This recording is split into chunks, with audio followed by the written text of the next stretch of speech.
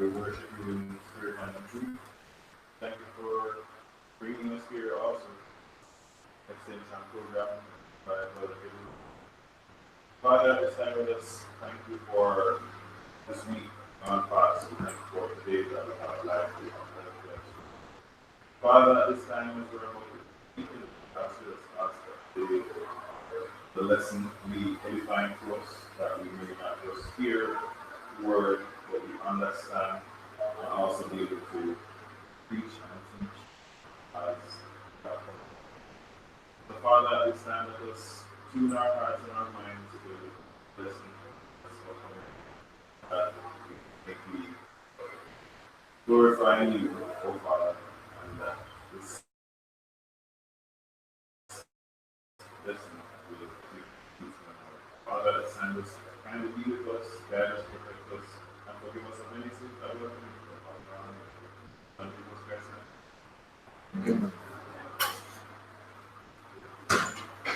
Good. There's a clipboard inside here. Anybody have your smartphones with you? You have your smartphones? Open your smartphones and go to Google and type in when and where was the printing press invented? It's okay, no problem. Those who have it answer the question. When and where was the printing press invented? Sometime between 9. All right, just read it for me. For the invention of the printing press, sometime between 1440 and 14. Most European texts were printed by the graphic form of woodblock print.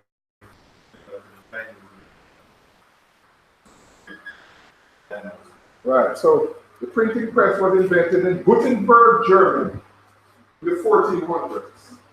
Okay, that's a printing press. That would allow you to produce books similar to these that you have your Bible in. So when Christopher Columbus discovered Jamaica in 1494, the printing press was just only recently invented. So before the printing press was invented, then people wrote on various types of material. And oftentimes they wrote on scrolls. Right? So they'd write on animal skins or on the back of the animal skin especially, and then roll it up like this, and then that's what you call a scroll. Right? Or they would write on a plant in Egypt called a papyrus, and then roll it up like this, and a scroll. So it is only when the printing press was invented that you ended up having the Bible in this so-called printed or book form. So today, we are going to look at how we got the Bible. And in order to consider how we got the Bible, we have to consider the matter of how books were put together, or the making of ancient books. Why? Because the Bible was not the first book written. The Bible was not the first book written. When Moses wrote the first 5 books of the Old Testament, writing as a means of communication had been invented for at least 2,000 years. At least 2,000 years before Moses ended up writing. And ancient books. So in order to study how we got the Bible, which is how is it that we ended up with the Bible as we know it today in printed form or on our tablets, right? How is it that we ended up getting the Bible on tablets or in printed form? Well, first of all, writing was invented. So we first have to look at the history of writing. And in the booklets we have handed out, there's a section called How We Got the Bible, which I assume you have been doing some reading on. So I actually did some research on it, but we look at this in a moment. But we must study, first of all, the history of materials used in the making of ancient books. So, you ever been to the caves in Central Village, where the Arawaks or the Tanyus were said to live? Anybody ever been to those historical caves in Central Village? Yeah, been, right? Well, if you go to the caves in Central Village, you go into the caves where the Arawaks or the Tanyus used to live, and you'll see written on the walls of the caves, inscription on the walls of the caves, here in Jamaica, in Central Village. Well, why did the Tanyans or the Arawaks write on the walls of those caves? Well, that's the material that was available to them. So they wrote on limestone in Jamaica, because Jamaica in the time of the Tanyans and the Arabs was so that's what the material that they had. So people wrote historically, people have written on material based on the material that was available to them. So in the time of Moses now, when Moses went to Mount Sinai, the tablets were written on what? Stone. Why? Because in the wilderness, it was a rock stone that was available to them. So the material that the first few books of the Bible written on was really on stone. Right? So, but long before Moses lived, and all this material is in your notebook, 2,000 years before Moses, the Sumerians, and Sumeria is in the region of where Iraq is today, on the northern part of where Iraq is today. The Sumerians were writing, and they have discovered tablets dated 3,500 years before Christ. Right? That is 2,000 years before Moses wrote, because Moses wrote about 1,500 years before Christ. So they have discovered tablets which are 2,000 years predating when Moses wrote. So Moses wrote the Pentateuch in 1500 BC. What I'm saying is this: Moses did not invent writing. That's the point of it. Writing invented a long time before Moses wrote the book of Genesis, Exodus. Yes.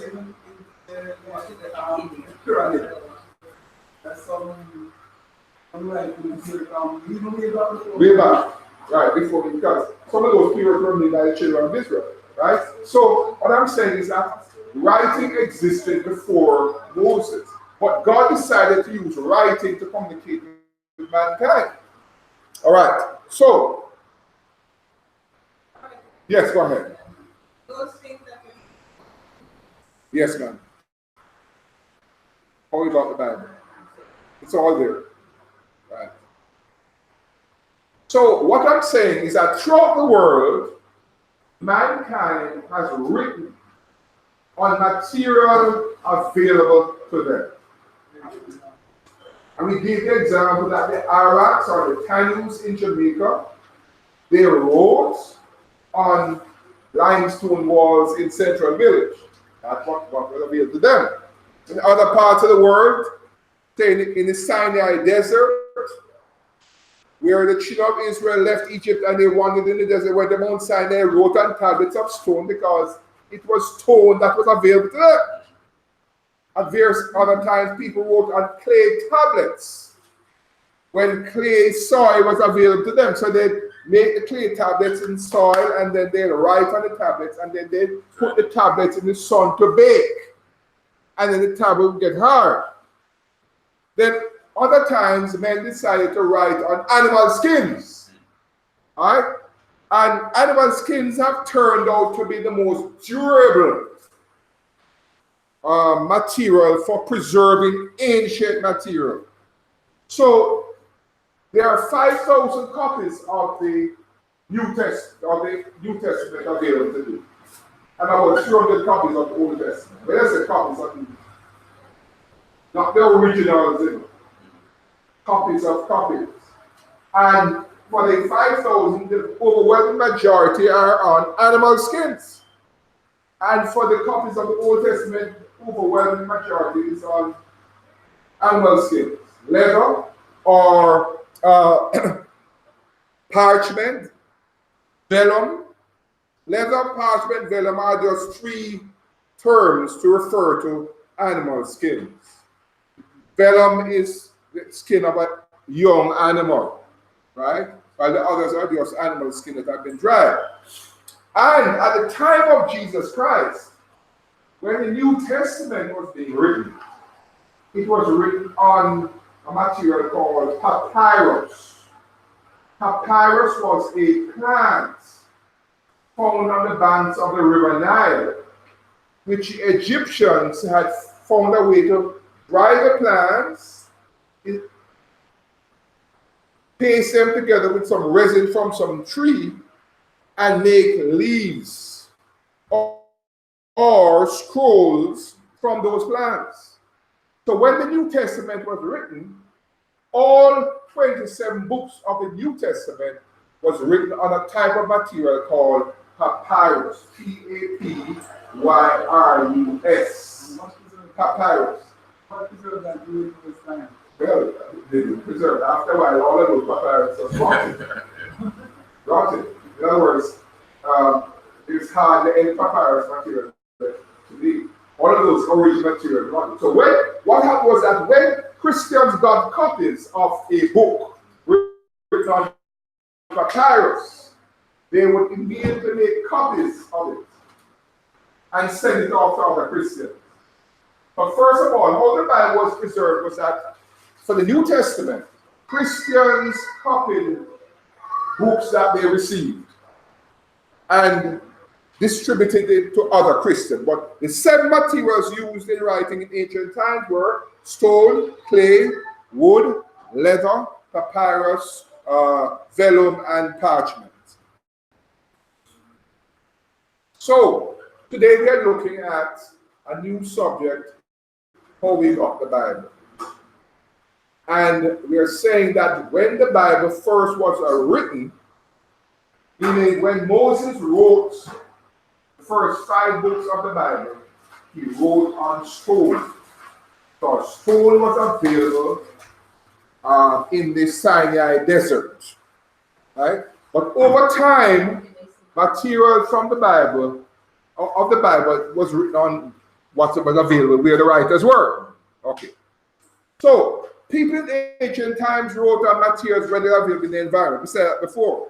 And the most important writing material was the skins of animals, because man found a way to preserve the skins. It was like leather. Yeah? You know, man found a way to make leather bottom shoes. And some leather should last years and years and years.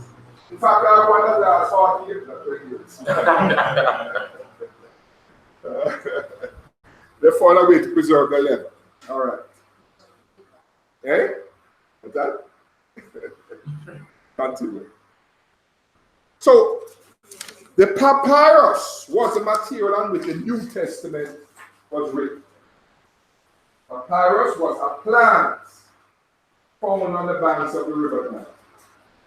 And what they did was to take the leaves of the plant and paste them together. And the papyrus was in 2 forms. As a scroll like this, they take leaves, paste it together with resin from some plant, and put it in a scroll like this. Or they have individual leaves and then put it in a book form. Papyrus. Now, go to your smartphone. If you have your smartphone, see again, I just slide to the smartphone. All right, take out your smartphone and type in manuscripts of the Bible. Manuscripts of the Bible. Yeah, type it on in Google. Go to Google and type in manuscripts of the Bible. And see if you can bring up a picture of a manuscript.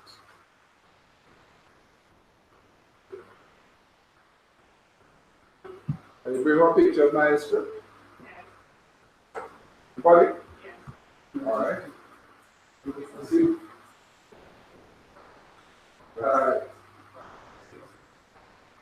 Pick up manuscript. Yeah. Eh?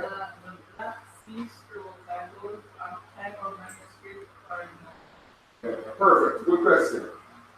Black, not black, dead. The Dead Sea Scrolls were copies of the books, almost all the books of the Old Testament in scroll form on animal skins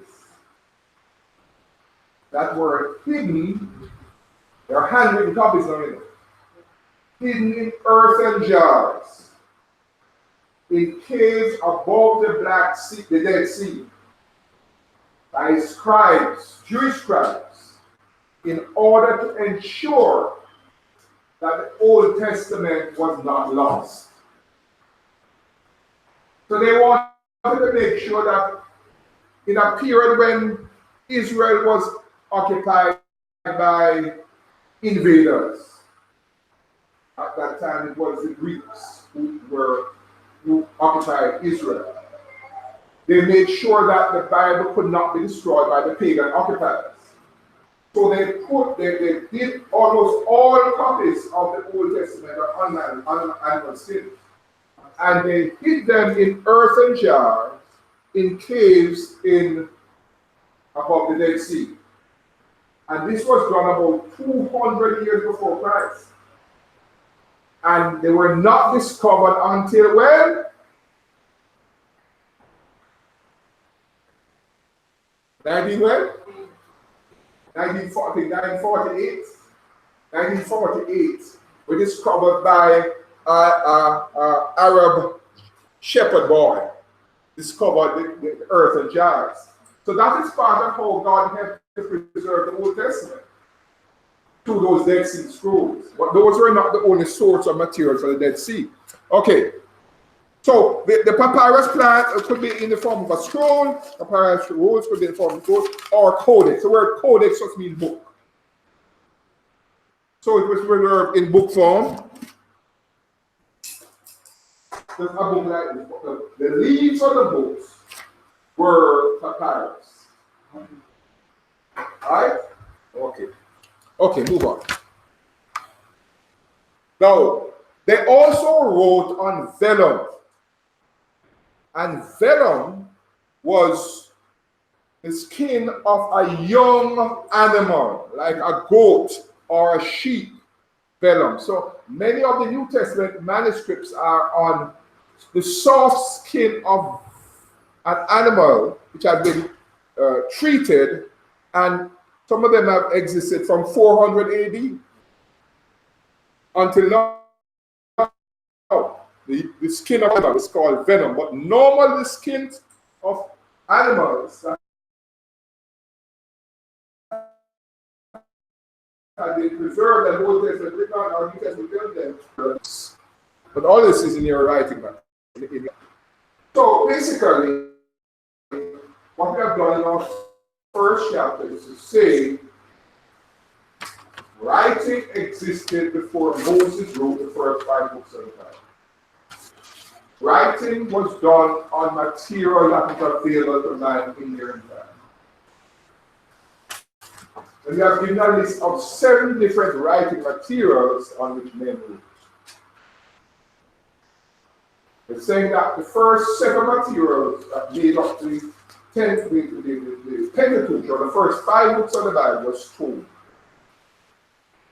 But most of the manuscripts available today are animal skins. So if you go to the London Museum or the Chicago Library or all over the world, you find manuscripts of the Bible. What are manuscripts? Manuscripts are handwritten copies of the various books of the Bible. The word manuscript just says manual. That's where you get the word manual. And script just means writing. So, at various parts of the world, we have 5,000 manuscripts or of part or some of the of the New Testament. 5,000. And 3,300 manuscripts of part or whole of the Old Testament. Let's now look on the development or birth of the Bible. Now, the word Bible comes from the Greek word Biblia. Biblia. Word Bible is from the Greek word Biblia, which means books. So from the very beginning, the word that was used was saying that is really not one book, it's really 66 books in all. Biblia. Right? So the Bible is really a treasury of sacred, God-given books. God-given. Bible is not a book that comes from the mind of man.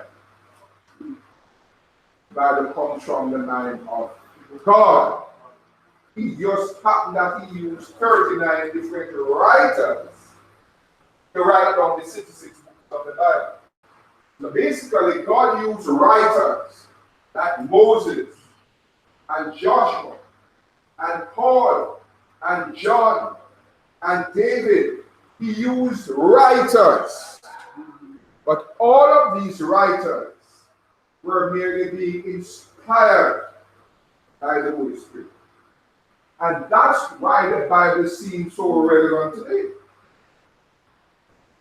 The reason why I'm quoting from the Bible in my sermon, and what I'm saying, so like God talking to people today, can you imagine God say, let him that stole steal no longer?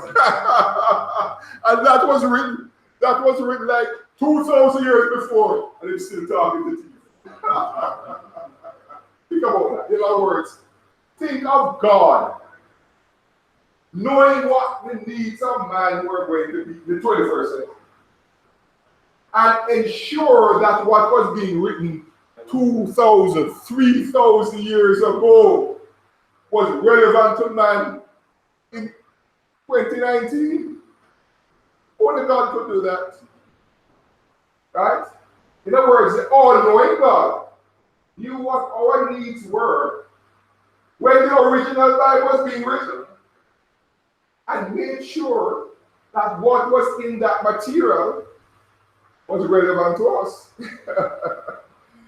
And so the Bible is really relevant. So God first communicated with man verbally, meaning he communicated with Adam and told him that he must tend the garden. He said to him, you can eat of any tree of the garden, but of the tree of the knowledge of good and you should not eat. Right?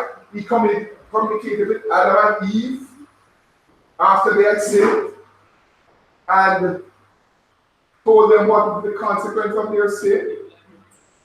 He communicated with Genesis chapter 6, he communicated with Noah, going to build an ark, and so on and so on. So, throughout the book of Genesis, God is communicating with man verbally. And the book of Genesis covers a period of something like 2,500 years. So the first 2,500 years of man's existence, God communicated with man verbally. And then God decided that he was going to write down his laws. Write down his laws. And he did that beginning at Mount Sinai. Right? So God first communicated with man back up. He first communicated with man through the patriarchs like Noah, Abraham, Isaac, and Jacob. But eventually it was God's wish, come right in, sister, that his will for man be written down for the benefit of all mankind. And hence we have the books of the Old Testament. As we have said, the first persons that we know to have written anything was Moses, but writing existed long before Moses, right? But so the first 5 books, we call them the Pentateuch. Pentateuch.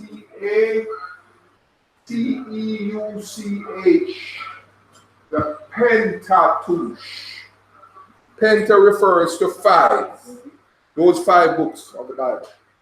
The Pentateuch: Genesis, Exodus, Leviticus, were written at Mount Sinai. So in the region of Mount Sinai. That writing took place 2 years after they left Egypt. Okay? Mount Sinai. Then the children of Israel wandered in the wilderness for 40 years because they refused to go into the promised land the first time. So at the end of the period of wandering, the books of Numbers and Deuteronomy were written. The book of Numbers is titled in the original Old Testament Hebrew Bible was, write this down, in the wilderness. So take out your Bibles and beside the title Numbers in your English Bible, take out your Bible. And beside the title Numbers in your English Bible, write the words, in the wilderness. In the wilderness. So in your Bible itself, we're going to write, beside the title Numbers, write the word, in the wilderness. Why? Because in the wilderness was the title of the book of Numbers in the original Hebrew Bible.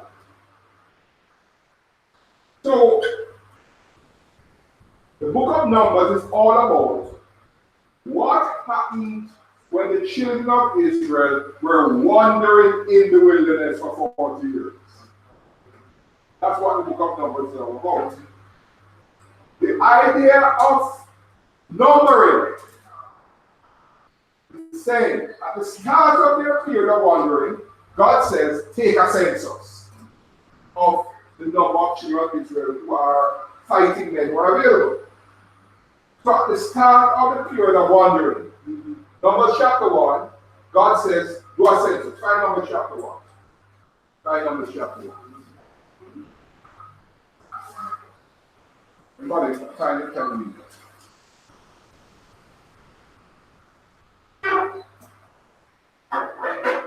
Read from this. Numbers chapter 1, verse 1. Go ahead. Now the Lord spoke to Moses in the wilderness of Sinai, Yes. in the tabernacle of meeting, on the first day of the second month, the second year after they had come out of the land of Egypt, saying, take a census of all the congregation, children of Israel, by their families, by their fathers' houses, according to the number of names, every male individually, from 20 years old and above. Right. So why was he wanting to name the males? Males, he doesn't name the females. The males from 20 years and above. Why? Because those men were available to fight. Right? So what God was doing is saying, take a census of the fighting men, the adult men, who were among you. So they did the first numbering. Now turn to Numbers 26. Turn to Numbers 20. After they wandered in the wilderness for 40 years, at the end of the period of wandering, when they are about to go into the promised land, God says, do another numbering. Numbers 20. Actually, you have it. Numbers 26, but the second number is order. Verse 2 says, take a census of all the congregation from 20 years and old and upward, by their fathers' houses, all in Israel who are able to go to war. Well, that's sensible. Were able to go to war. Right? So, this title Numbers came from the Septuagint, really. The original name for this book was in the wilderness. So what we're saying is that the book of Numbers tells the events that took place in the wilderness. So it was near the end of their period of wandering. And then finally, the fifth book in Deuteronomy is in the Pentateuch was the book of Deuteronomy. Now, beside the title Deuteronomy in your Bible is right, repeat law. Repeat law. Repeat law. Book of Deuteronomy is a repeat of what was said to the children of Israel when they were on Mount Sinai. Now, why did they have to repeat? Because at Mount Sinai, the instructions were given to the adults who left Egypt. At the end of the 40-year wandering, all of those adults died out. And their children now had grown up to be adults. And Moses was speaking to the children who had left Egypt and had grown up into adults. And now he was instructing them and reminding them of what God had said. Right? So Deuteronomy and Numbers is written at the end of the period of wandering in the wilderness. Right.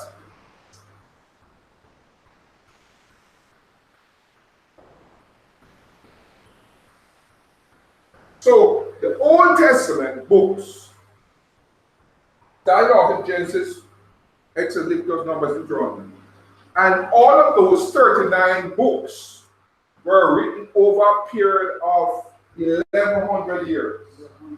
Between 1500 BC, when the first 5 books were written, to 400 BC, with the book of Malachi. The 39 books of the Old Testament were written in a period of 1100 years, while the 27 books of the New Testament, which were written on papyrus plans, were written in a narrow time period, approximately 50 AD and 100 AD. 50-year period. Now, what's interesting is that the books of the Old Testament was written in Hebrew, while the books of the New Testament were written in Greek, Koine Greek.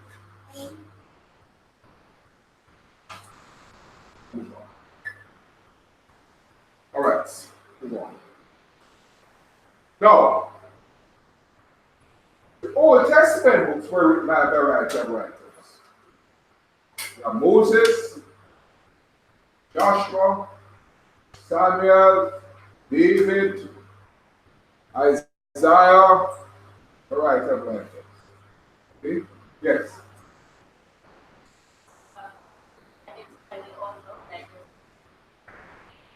Some, but not all. Some authors were identified, and some authors, but most authors were identified. For example, some Hebrews, the author is not identified. So we don't know for sure who wrote the book of Hebrews. People say Paul, but nobody knows for sure because Paul did not say he wrote it. But all the books, all the other books of the New Testament, the writer said who wrote them. Alright, but Paul didn't say who wrote the book of Hebrews. But most of the writers of the Old Testament, the writers have been identified. Move on. Now, let's look at how New Testament books were preserved. Let us say that Paul wrote a letter. Let's say this morning I spoke on the book of Ephesus. So, Ephesus, right? Ephesians, sorry, my apologies. I'm not bringing it in time. He wrote the book of Ephesians. Okay? So the brethren in Ephesus get the book. When they get the book, the first thing they do is to make a number of copies. That's the first thing that they do. Because they have been instructed, when you get a book, share it with other people. So they have to keep one for themselves, but they must let other people know what the Holy Spirit is saying. So the Holy Spirit has spoken to them through the writer Paul, the Ephesian letter. So the brethren in Ephesus would immediately, their scribes would start to make handwritten copies of these books. All right? Turn to 1 Thessalonians chapter 5, verse 27. 1 Thessalonians chapter 5, verse 27.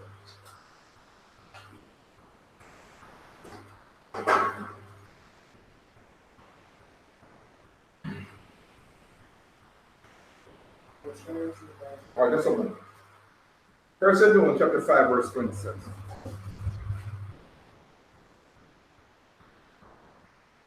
Go ahead. I try to remind her that this epistle be read to all the Holy Brethren. Right. So, Paul wants this epistle to be read to whom? All the brethren. So, when the brethren got this now, they understood that this epistle was not just to them as a congregation, but other people should get to read it too. So this should go to the various churches. So they immediately made a copy of it and they sent it to other churches. All right? Look at this interesting text, Colossians chapter 4 and verse 16. Now, in the first century, many people were writing. So the writings that were going on in the first century were not just by inspired men. There were many writings by non-inspired men also in the first century. Example, Philippians, Colossians chapter 4 and verse 16. Read. Now when this epistle is read among you, you see that it is read also in the church of Laodicea, and that you likewise read the epistle from Laodicea. All right. Says, so he said, when you get this epistle, make sure it is read to who? The church of Who? The church of Laodicea. Right? So that means that it's going to be read to the church of Laodicea. You have to keep your copy and you have to make a copy of it and send to the church of Laodicea. But apparently somebody wrote a letter from the church of Laodicea and was supposed to be sent to them also. But that letter is not inspired. It was not considered to be part of the original scriptures. But that is how they did it. They got a copy and they sent it to other people who made copies and sent it to other people. So how do we have the Bible preserved today? Today we have thousands of copies of scripture. Now, if I had time, I'd show you how I know that we have the original text. But this is how I run the experiment. You don't have the experiment, I run. Suppose I got and I read a passage of scripture to you and ask each person to lay a hand with of my further thing. Suppose I do. All right? Okay. Eh? What's that? No. So I read it. I've run this experiment many times. And then I say, 5 of you come up here and at the blackboard and I write down what you have written on the blackboard. On the whiteboard. Right? What do you think will happen? What's that? What would happen is that those 5 texts, you would make a mistake in one place, but you would make a mistake in the same place. And you would make the same mistake in the same place. Right? So when I put the 5 texts on the board, I'd easily be able to pick up individual scribal errors. Because usually no two scribes are going to make the same error. So by comparing the copies of everybody in the room, I'm easily be able to reformulate the original text. Very easy. So can you imagine this being repeated 5,000 times? It's easy. A scribe may make an error here, but the majority of other scribes will make the same error in that place. Yes. The original, whatever you will say, it is written. So that is written out. It's called autograph. So it's written out. Are you going to say something and ask the person to try to understand? Or are you going to read No. What I'm saying is that when a church got a letter, right, they would gather a set of scribes in the room and they'd read the letter to them. Right? Let's say they read the letter to them and they would write down what they did. Now, when you get it, you may spell a word different than you spell the word. But generally speaking, you could pick up the errors of individuals. Or suppose you did it this way. A scribe has the original material in front of him and he copies it. Another scribe has the same material in front of him and he copies it. And they go ahead and copy. The errors of each scribe will not be the same. So I could take the manuscript done by all of these scribes and easily reconstitute the original text. That's what we're saying happened. Back in the days, that was the only way to get a copy. You have a You're right, there was no Xerox copy. You have to copy by scribe, somebody read and somebody write. That's the only way. And so that's how it was done. But because the Bible is the most popular ancient book in the world. No other book has as many manuscripts as the Bible. So God made sure that there were 5,000 copies of the Old Testament available. So that we could easily reformulate the original text. Yes, I see. No, after some said, and then we were reading from a letter. I was in a speech. Oh no, reading from a letter. Reading. I'm sorry. Okay, good. Now, interestingly, the books of the New Testament are in the order of the Gospels, then you have Acts, then you have the Epistles, and then you have Revelation. But although the books of the Bible are organized in your Bible, that doesn't mean that those books were written in that order chronologically. But it really doesn't matter. What matters is that the contents of the books are the same. So the epistles, historically, the epistles were written first. Meaning books like Galatians, 1st and 2nd Thessalonians, all of the epistles of Paul and Peter and all of those were written first. Then the Gospels were written. And then Acts of the Apostles was written. And finally, the book of Revelation was written. Right? But does that mean the Bible is true? No.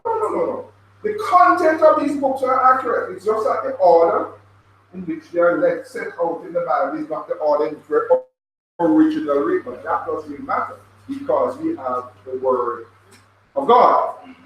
We have the Word of God. So, here we have today a Bible.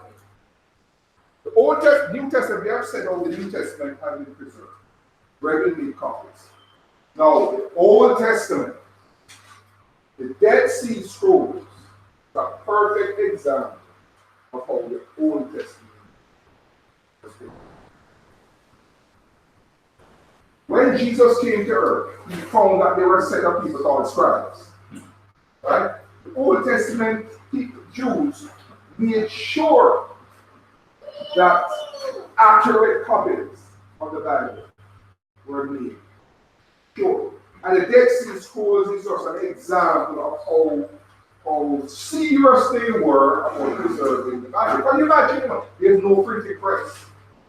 There's no way to photograph a document. So you have the original writing of Joshua. The first thing when we make copies of it.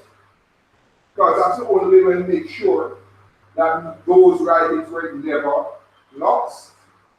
So the scribes went to great lengths to make handwritten copies.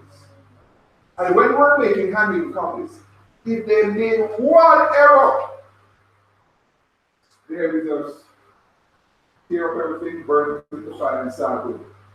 Because they wanted to make sure that they had absolutely accurate copies of the Bible. So they went to a great extent. So the Dead Sea Scrolls was a collective attempt by scribes to make sure that the Bible was not lost. By then putting the entire Old Testament in scrolls and put them in jars in caves above the Dead Sea.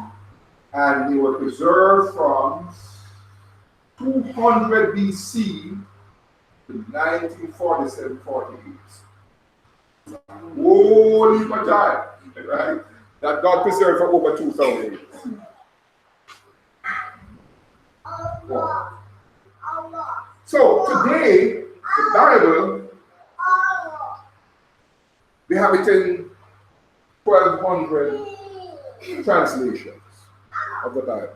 Brother Reed found that out in Bible class. 1,200 translations of the Bible into dialects or language. Portion of the New Testament is translated into Jamaican Patois. Well, let me tell you something about translation. When you see a Bible in English, it doesn't mean that it is the result of translation. What is that? What happens that some Bibles are what they call paraphrase. Paraphrase. Where they just use commonly acceptable phrases that represents what the writer was saying. Right? While there are Bibles that are actual translations. What's a translation?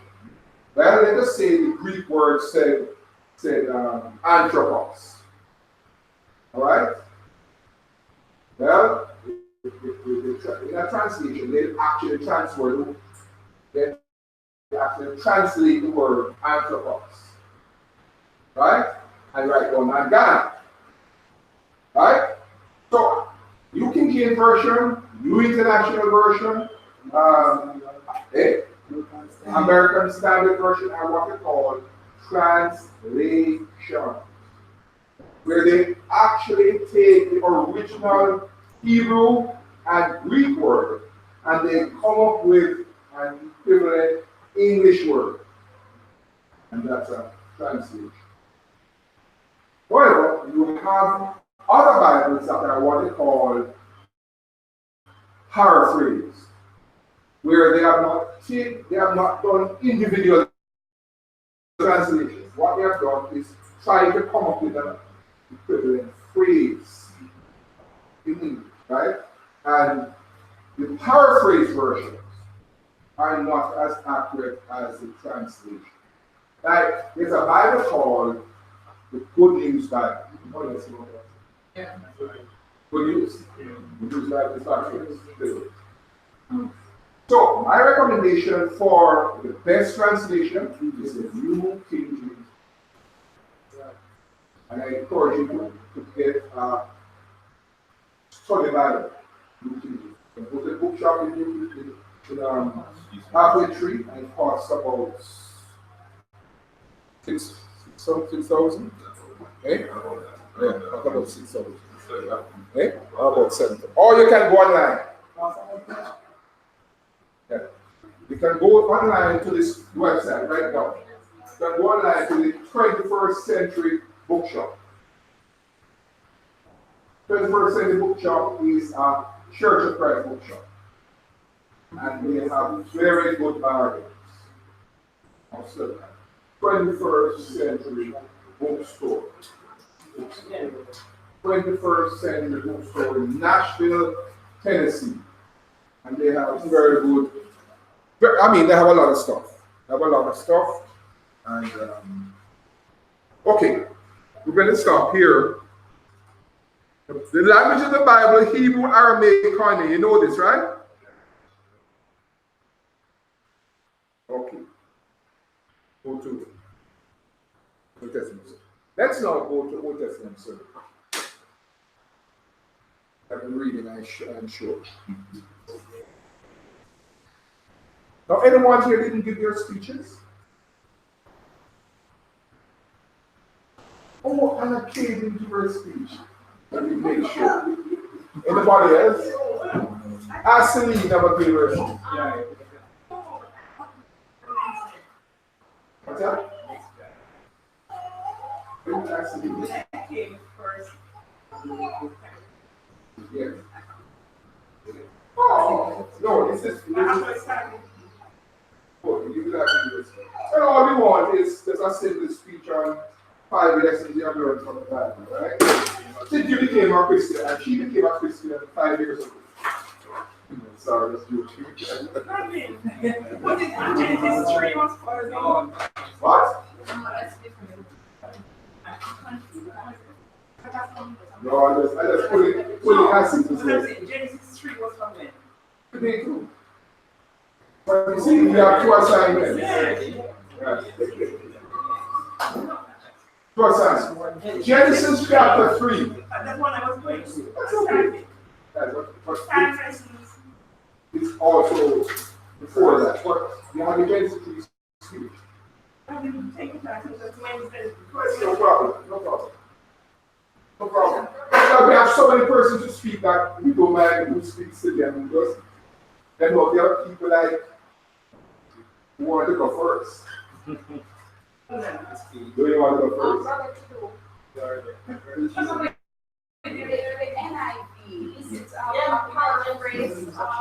No, NIV is a translation. It's not as good as all right. So what happens with some of these translations is that translators are not translated. Right?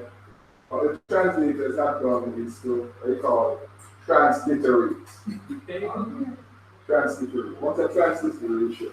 A transliteration is they create an English sounding word for the Greek word.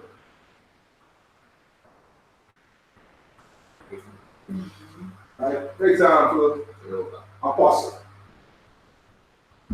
Apostle is what we call a transliteration. Original Greek word apostolos. Right? Apostle doesn't mean one sent forth. Prophets. They didn't translate it. They created the original word prophetess. They created that English word prophet. But the word prophet means a spokesman. That's all it means, right? So that is why in this course you're going to have to do Greek. You have to do Greek because, yes, and it's very, very easy. I mean, the class in Big Pen, you have one class in Greek. And if you go on YouTube, I don't know if you go on YouTube, but they were singing in Greek in the first one. That's how good our Greek instructor. But anyway, yes. You like to go first? Yeah, go ahead.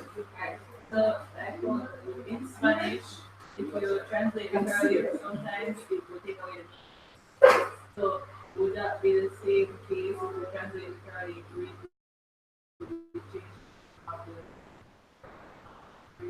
Well, they have their reasons. But the words like baptism is a definite reason why they do not translate baptism. Because by the time the term was being translated, people were using sprinkler for baptism, water for baptism, right? Along with immersion. So they didn't be translated because of, you got different views of the word baptism. But if you go now and you look at the word baptism in the original text, you know that it means immersion. That's why you have to study it.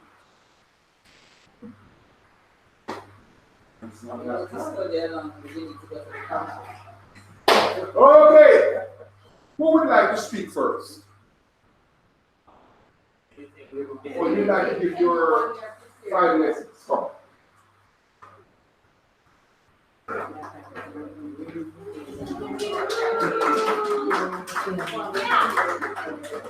Anybody was not signed? Anybody did not sign?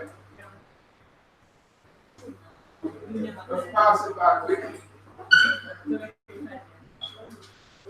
Okay, everybody's attention, please.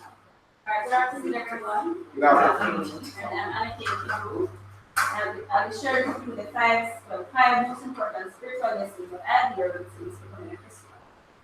The first one is that love is not a feeling. That is what the world probably wants you to believe, that it's a feeling that you get when you feel something along that line. Yeah. But according to the scriptures, and what I have learned after becoming a Christian is that love is more action. Love is more a choice that we make.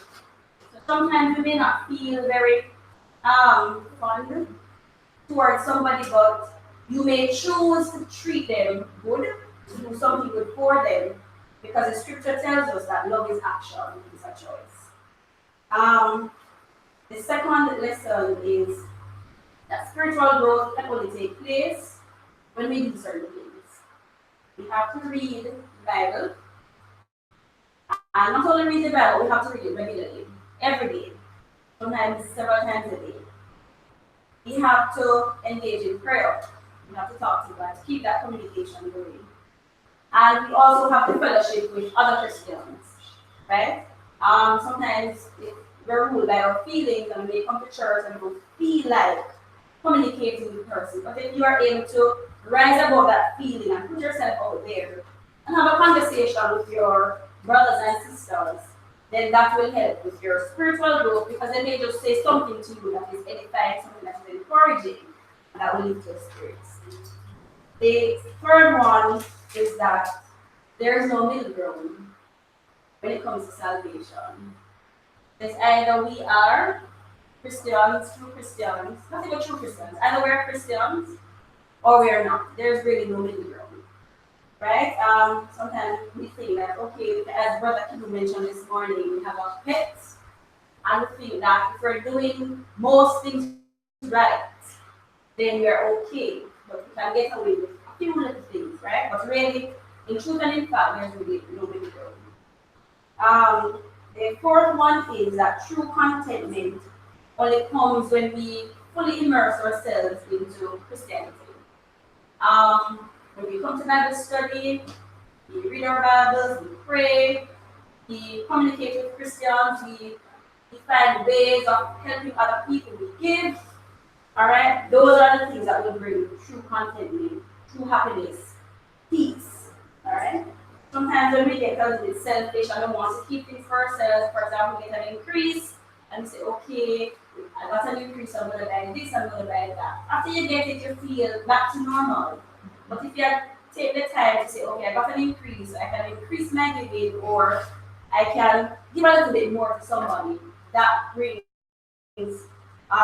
sense of fulfillment that will last longer. All right. The fifth one is that the attitude that we have at a particular time is often linked to what we did not do. What I mean by that is that you get up in the morning and for some reason, probably the time or whatever, you did not spend the time to have your devotions, you didn't pray, just got to go to bed and get straight to work. And you find out like everything is just wrong that day. Yes. But when you reflect, you realize, say, oh, I did not pray, I didn't spend enough time praying, I did not read my Bible, because if I did that, it would have kind of put things into perspective. And it would have reminded us of the attitude that we need to have when we are dealing with other persons, right? So whenever things seem to be going wrong, or everything seems to be going wrong, and we're having a problem with everybody, or everybody is having a problem with us, we need to check ourselves to see what is it that we did not do in that particular day. All right, and oftentimes we find that there's a relationship. All right, so those are the 5 most important lessons that I have learned since coming to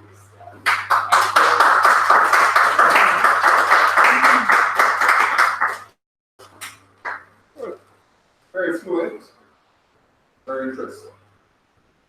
Who's next? And what was next? Okay. All right. Last time we went to take. I know I see you want to speak, but I can very few minutes. Let's go down. Last time we finished off Exodus, right? How far did we get in Exodus? Go down. Let's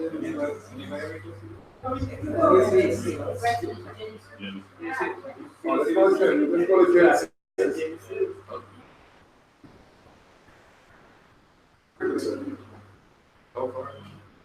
Genesis. Go on, Genesis.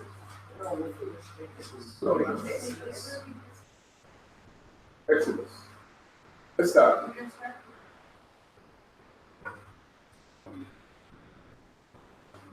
All right, somebody tell me what the book of Genesis is all about. No, not you. He has an advantage. Yes. To the creation, what else says with Genesis?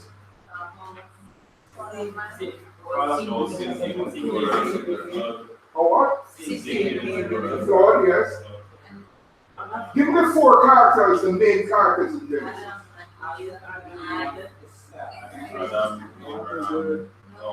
Abraham, Noah. After Abraham, who it is? Isaac. After Isaac, Jacob. After Jacob, Joseph. All right. Now, and how did Genesis 15 end? How does Genesis end?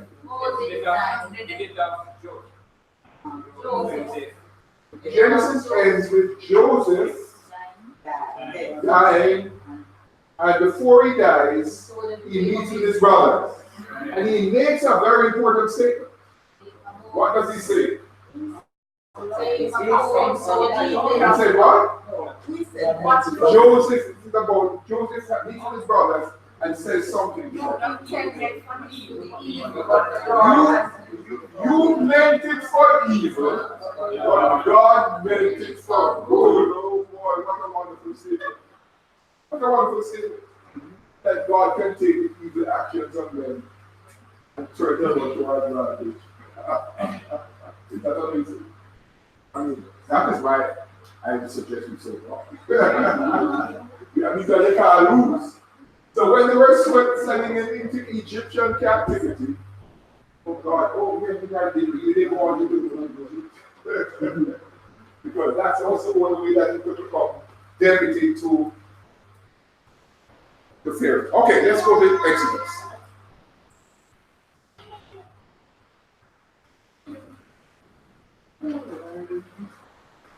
The book of Exodus.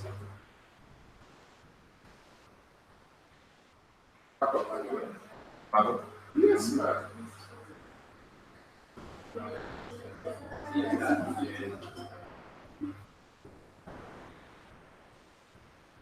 Peace.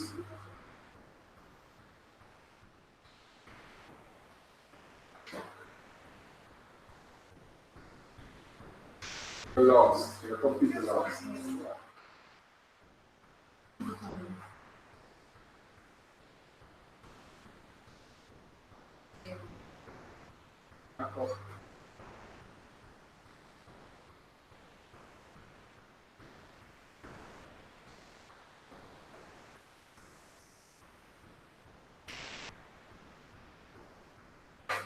All right.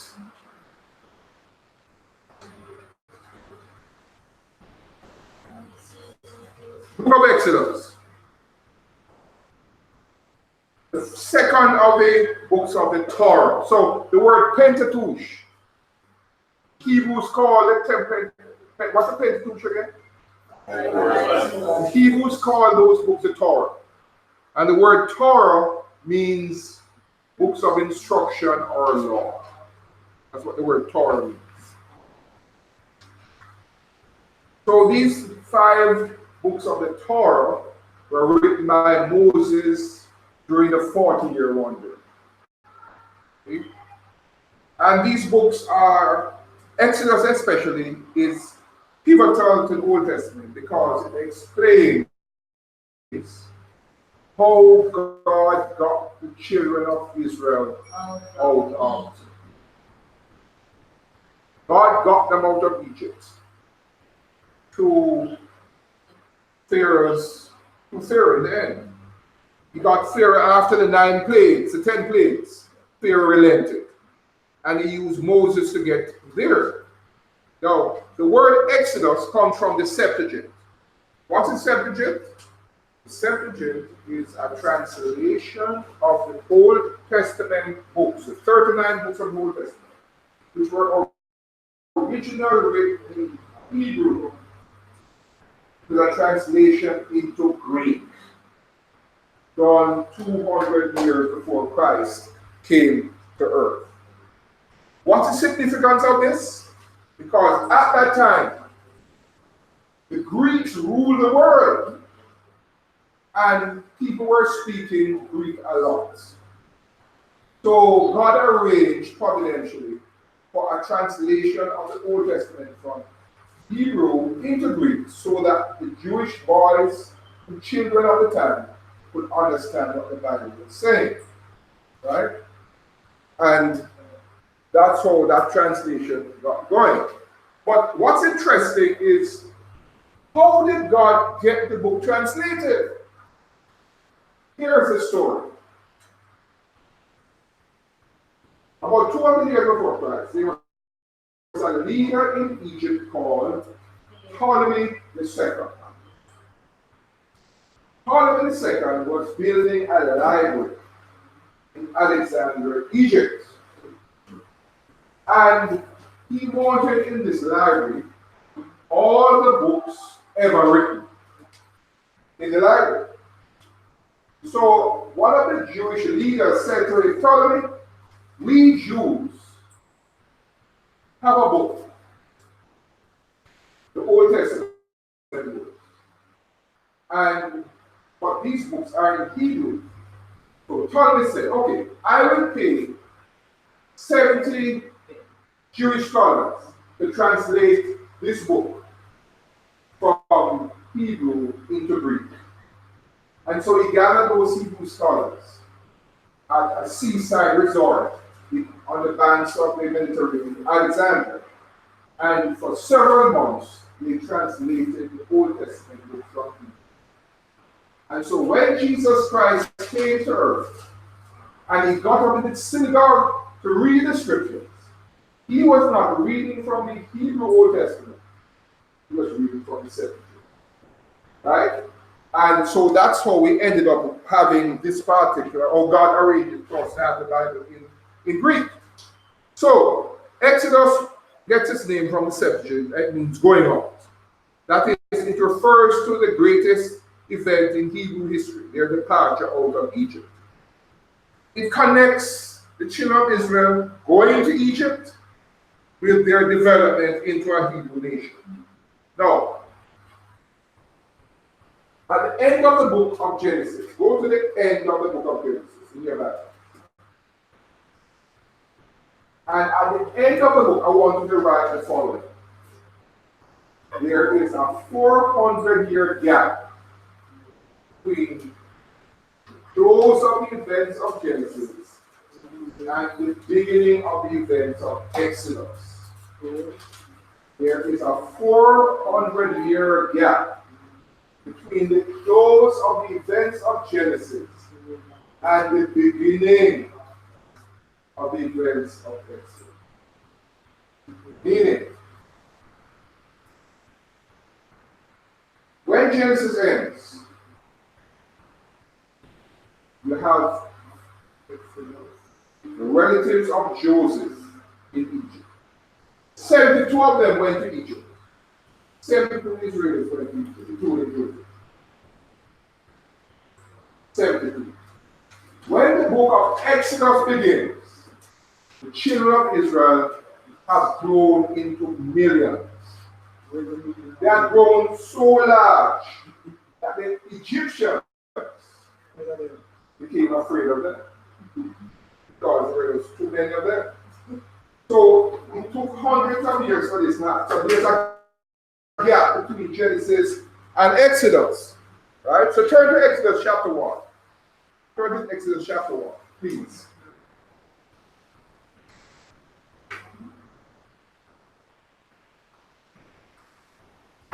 Exodus chapter 1. Someone read for me. Now these are the names of the children of Israel which came to Egypt. Each man and his household came of Jacob. Reuben, Simeon, Levi, and Judah. Issachar, Zebulun, and Benjamin. Dan, Naphtali, Gad, Asher. All those who were descendants of Jacob were 70 persons, for Joseph was in Egypt already. And Joseph died, all his brothers and all generations. But the children of Israel were fruitful and increased abundantly, multiplied and grew exceedingly mighty. The land was filled with food. Right, so when the events of Exodus begins, children of Israel are multiplied. Read on. Now there arose a new king over Egypt who did not know Joseph. What had happened was that in the period between the end of Exodus, the Genesis, and the beginning of Exodus, there was a leadership change in Egypt and a new dynasty who came to power. Originally, the dynasty were foreigners who had invaded Egypt and came to power. 400 later, these foreigners were thrown out, and a new set of pharaohs who were indigenous to Egypt came to power. Right? And those set of pharaohs knew not Joseph, meaning they did not have that connection that the previous pharaohs had with Joseph. Read on. And he said to his people, Look, the people of the children of Israel are more and mightier than Right, so I'll circle the word more. More means, of course, what more means? They outnumber the Egyptians.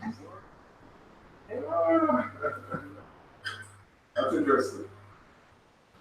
So that they come to power. They come to Egypt at 70, 71, 72. And 400 leaders, they are more. That's God's thing. That's what God wanted. Turn into Genesis chapter 12. In Genesis chapter 12, God had made the following promise to Abraham. What it says? No, read it. What says Genesis 12, verse 1? Lord said to Abraham, Get out of your country, from your family, and from your father's house, that I will show you. I will make you a great nation. I will make you what? Words. Promise made, promise fulfilled. When was this promise made? It was made 500 years before the events of Exodus. Abraham never lived to see the promise taken place. God's promise. Right? And look how he did it. Look how he did it. The evil hand of his brothers, and Joseph ends up in Egypt. And then Joseph comes to power, and he's able to bring his brothers there, and it's them in Egypt, in segregated and in the best times of Egypt, they were able to just multiply and develop to they were mightier than the Egyptians. So when Exodus begins, the children of Israel are in fact outnumbered the Egyptians, and God had fulfilled his promise to Abraham. He's fulfilling his promise to Abraham. In Exodus, we see how they get out of Egypt, and we see the introduction of the Passover in Genesis and Exodus chapter 12. What is the story of the Passover all about? Well, the children of Israel are in Egypt, and Moses has come down to Egypt, and he has laid down 10 plagues. 9 days. And Pharaoh says, I will not let the people go. So God decides to put the icing on the cake. And it is the death of the first born. Exodus chapter 12. Read, please. Now the Lord spoke to Moses and Aaron in the land of Egypt, saying, Hello. This month shall be your beginning of months. It shall be the first month of the year to you. Speak to all the congregation of Israel, saying, On the 10th of this month, every man shall take for himself a lamb according to the house of his father, a lamb for a household. If the household is too small for the lamb, let him and his neighbor next to his house take it according to the number of persons. According to each man's need, you shall make your count for the lamb. Your lamb shall be without blemish, a male of the first year. You may take it from the sheep or from the goat. Now you shall keep it until the 14th day of the same month. Then the whole assembly of the congregation of Israel shall kill it at twilight. And they shall take some of the blood and put it on the 2 doorposts and on the lintel of the houses where they eat. Then they shall eat the flesh on that night, roasted in fire with unleavened bread, and with bitter herbs they shall eat it. Do not eat it raw, nor boiled at all with water, but roasted in fire, its head with its legs and its entrails.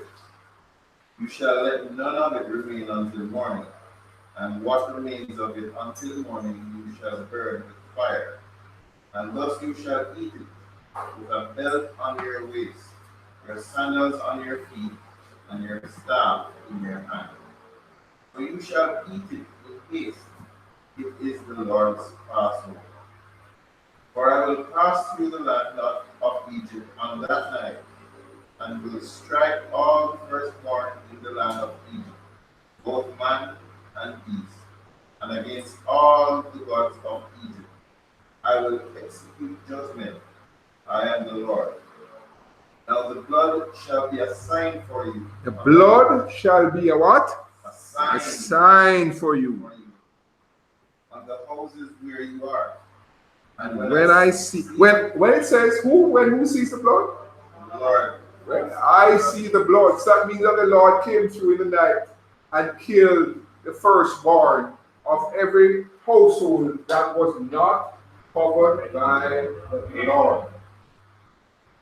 So this was, we've been teaching here about shadows.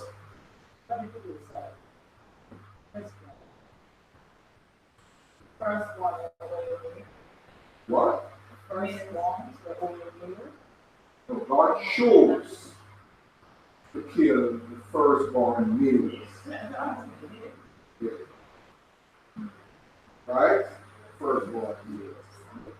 And all that is was pointing. So when Jesus Christ was about that, we observed the Passover. And when he was over the Passover, he then decided to institute the Lord's Supper. And he took the fruit of the vine and he says, the Passover was always to commemorate the fact that the children of Israel were preserved by the blood of the Lamb on their door jam. So they have been doing this for 1,500 years, putting the blood on their door jam. Right? And God instituted that as a memorial feast they had to do every day, every year. Every year. So that was pointing them to the Lamb of God that takes away the sins of the world, Jesus Christ. So all this time they were carrying out this feast, God was preparing them for this sacrifice of Jesus Christ on the cross.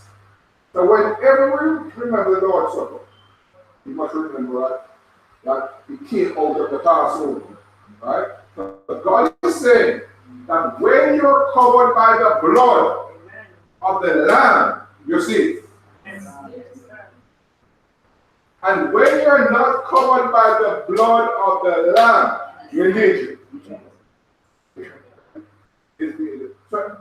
So in the book of Revelation, chapter 1, read verse 5. Revelation chapter 1, verse 5. Read.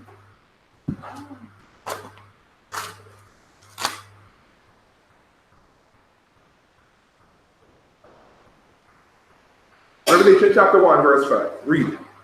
And from Jesus Christ, the faithful witness, the firstborn from the dead, and the ruler over the kings of the earth. To him who loved us and washed us from our sins in his own blood. And wash us from our sins in his own blood. Acts 22, verse 16. Acts 22, 16.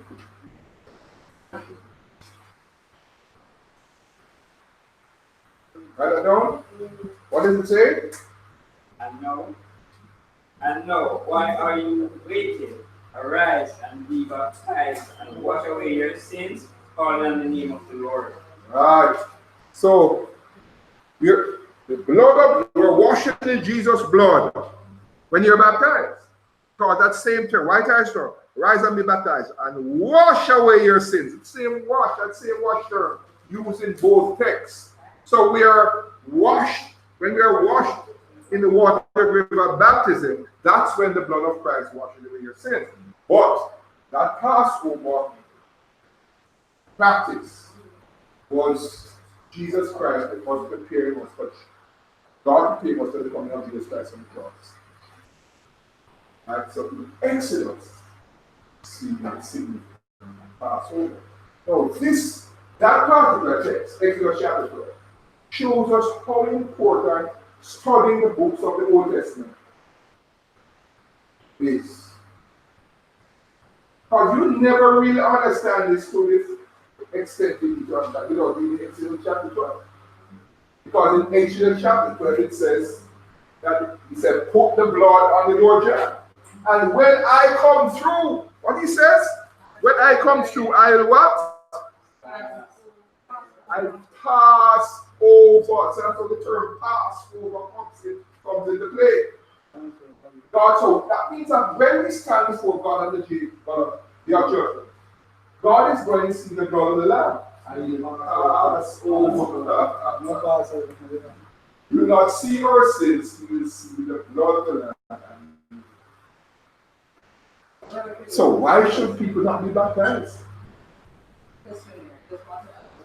This was not a one-time thing. Put in the blood. It was a one-time. It's just a one-time.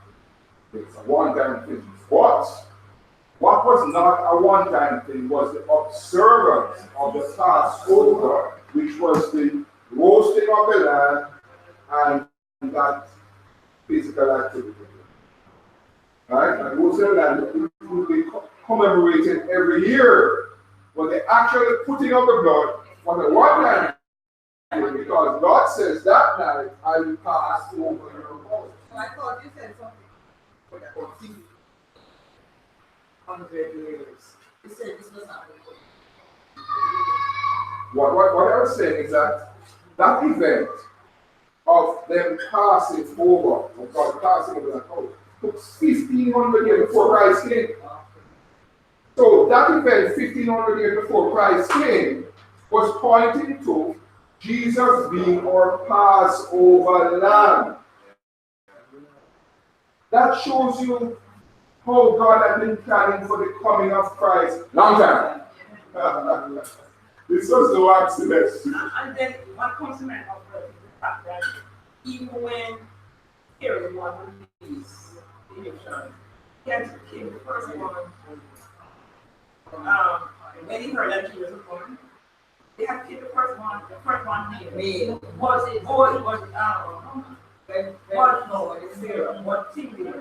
Sarah. Sarah was killing off. They were killing the handmaid. Right. To kill off the people. But they didn't do it. Right? Right, because they said that the baby's born too quick. Too quickly. All right. Let's finish this off. Back up. So, The Exodus covers the period from the death of Joseph to Mount Sinai. The children at Mount Sinai getting the law. All right? All of this is in your booklets. Read on. So, Genesis ends with the death of Joseph, and Exodus begins 400 years later. Right? And the children of Israel have grown now between 1 to 2 million, all told, including men, women, and children.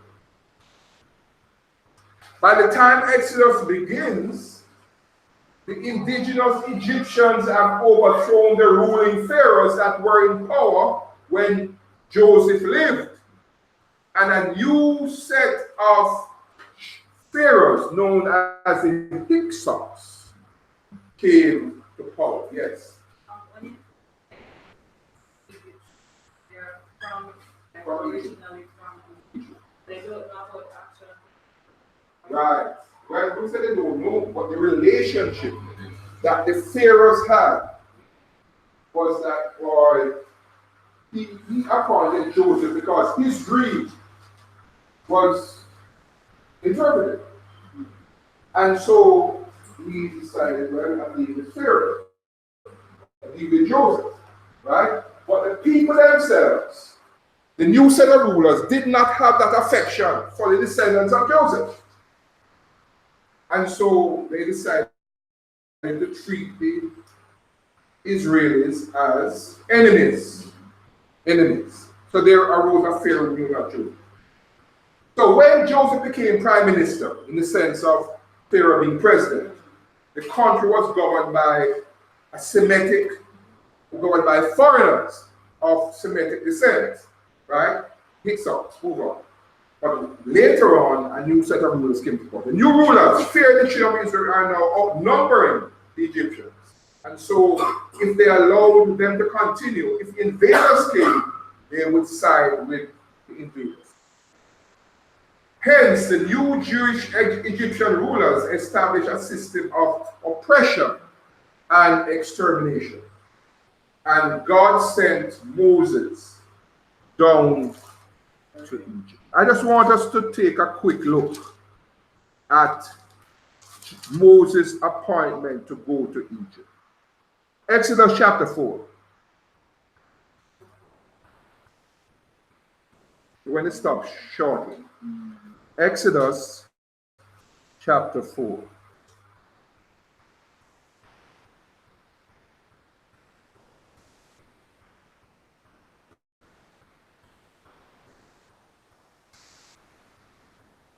Someone start.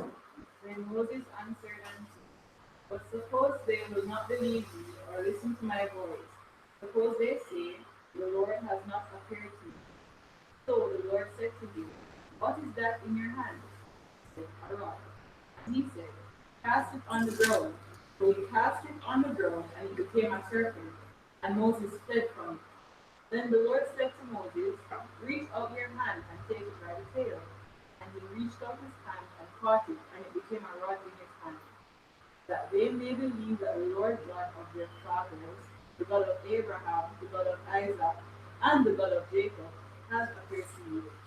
Furthermore, the Lord said to him, now put your hand in your bosom. And he put his hand in his bosom, and when he took it out, behold, his hand was leprous, like snow. And he said, put your hand in your bosom again. So he put his hand in his bosom again, and drew it out of his bosom. And believe you, behold, it was without, nor heed the message. And it shall be, if they do not believe even these two signs, or listen to your voice, that they shall take water from the river and pour it on the dry land. The water which you take from the river will become blood on the dry land. Then Moses said to the Lord, oh my Lord, I am eloquent, neither before nor spoken, for I am slow of speech and slow of tongue. So the Lord said to him, who has made man's mouth, or who makes the mute, the deaf, the seeing, or the blind? Have not I, the Lord? Right, that is my mantra in terms of our teaching this class. I will not accept anyone saying they can't do a speech or anything. And I know that it's just, we can't do the speech. It's just a matter of believing that you can do the speech. Right? That at the end of this class, everybody's going to get up and give a 20 speech over those. He said, what? You're crazy about you? And everybody has done it so far. Right? But you have to believe you can do it.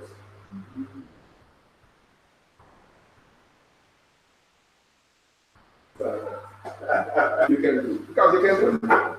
It's just a matter of technique and preparation. Alright? 3 years ago, I was like students in the class in Florida. I said, okay, you're going to preach in our campaign in Woodstock next year. And they said, preach in our campaign? You know, preach a campaign in that 4 baptisms. Right? But you basically have to do it. So Moses said he was not eloquent.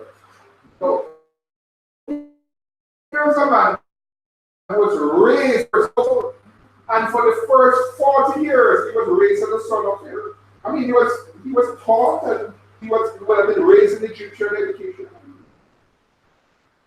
God knew who he was choosing when he chose Joseph. Right? But Joseph doubted himself. Moses doubted himself. And I encourage you, don't doubt yourself.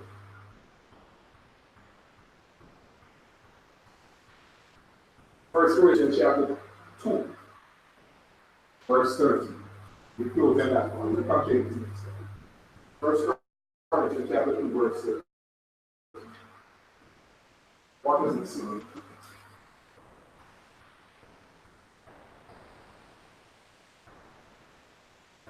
What? 30.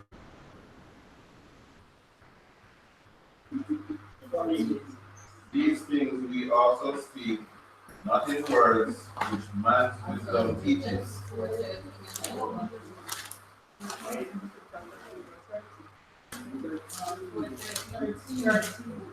This is what they speak, not in words.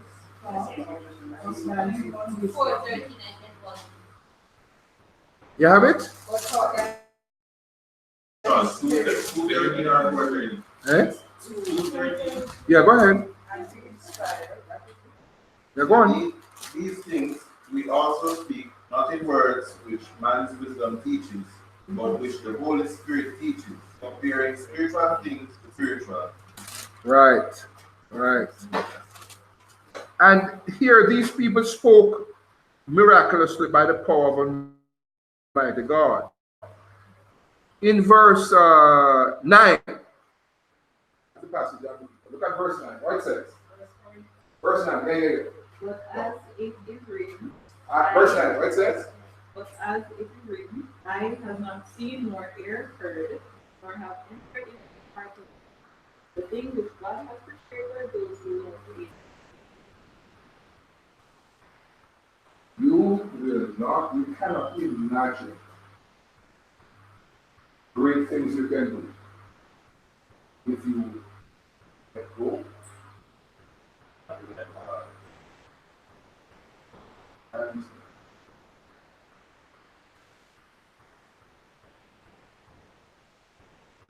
And when I was growing up, I had a big fun.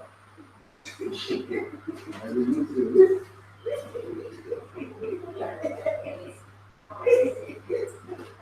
What happened to it? I heard it from. What happened to it? I know what happened to it. You know what I do? Yes. The top is further on the I know, but I had a fever. I think it's funny because when I was young, I couldn't hear me. I stuttered a lot, so they used to laugh at me. I used to speak very fast. I think I didn't when they tried to speak or slow, and then because of that, I can was stutter a lot, open the mouth and nothing is coming out. It was very bad. Yeah, Thanks for your evidence of that.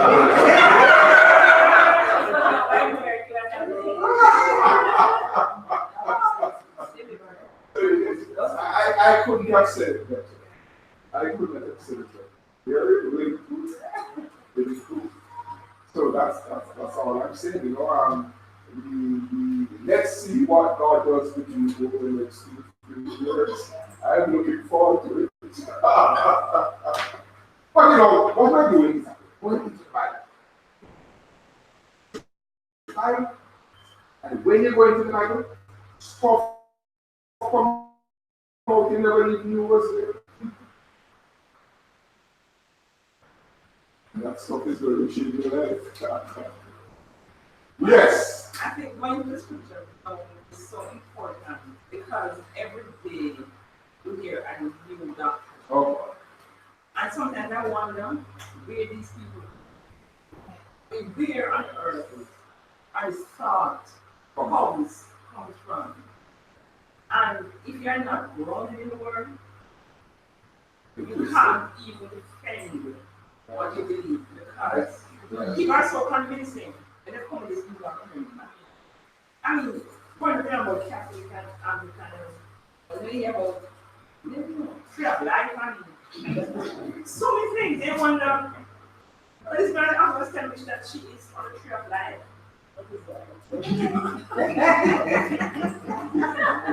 No, our church is tree of life. I don't wonder where these things come from. So it's so much so important to know please. Come in the word and go to the word. That way, you won't have no thing to get lost. We went to have 2 classes in May, and first one will be the second Wednesday.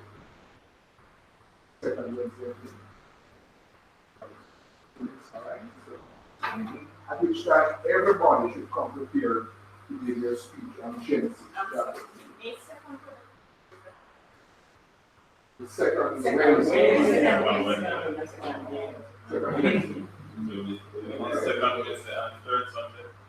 Well, we might have to shift for a third Sunday and have a problem. So we'll let you know when we Sunday one. And that's not the second one. Second Wednesday. So please prepare your sermon on Genesis. Anything from this? 3 on events in Genesis. Okay? Hold on. 10 minutes, not more than 10 minutes. Not more than 10 minutes. Stop your 10 minutes. Not more than 10 minutes because we have so many persons. But what I want to encourage you to do, read the Bible. It's very, very important. I can't go through the entire text, but if you go through it, it will give you the word of God. Read again.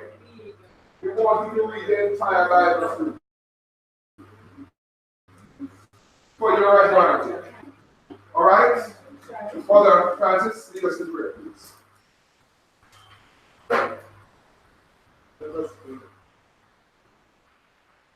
Father, we thank you, God, for this class, that we prepare our mind, ourselves, oh God, to better ourselves in the truth. Lord, we thank you for understanding. We thank you, God, for the clue and how we explain. And we continue, God, to work with us. Help us, oh Lord, to our attitude to learn. As we move from here, oh God, we like continue to shine from the woods. Even also, God, as we go on the road, like suffer with our family, we church. Pray in this name. Amen.